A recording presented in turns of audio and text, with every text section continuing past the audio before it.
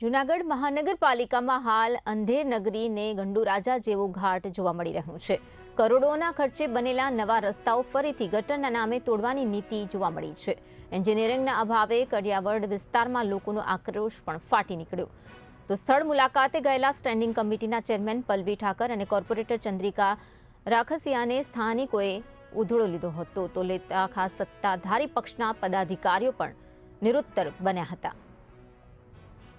મારું નામ ચંદ્રેશ વંદરાવણ પોપટ, કડિયાવડ બેલદાશેરીમાં હું 63 વર્ષથી રહું છું। જૂનાગઢની હાલત એટલી ખરાબ છે, અત્યારના બેલદાશેરીની એવી હાલત ખરાબ કરી છે કે ઘરોની અંદર પાણી કરી જાય। કોન્ટ્રાક્ટરને પૈસા એ લોકો નથી આપતા એટલે આરામથી કામ કરે છે ને સામી ગલીમાં હજી રોડ બનાવ્યો ન્યાય।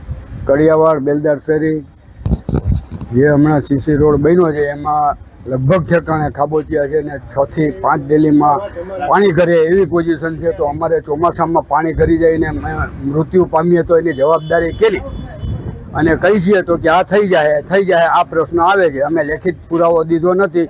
બેલદાશેરી કડિયાવાડમાં રહું છું, દ્વારકેશ એપાર્ટમેન્ટની સામે। અમારે ત્યાં અહીંયા નવો હમણાં સીસી રોડ તાજેતરમાં બનાવ્યો છે।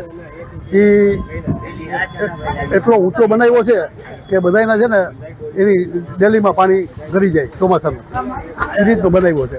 તો એનું લેવલિંગ કરી અને વ્યવસ્થિત કરવા માટે અમારી રજૂઆત છે। રજૂઆત કડિયાવડ બેલદાશેરીમાં રહું છું। અહીંયા રોડનું કામ ચાલુ કર્યું એમાં 6 મહિના અમે હેરાન થયા છીએ।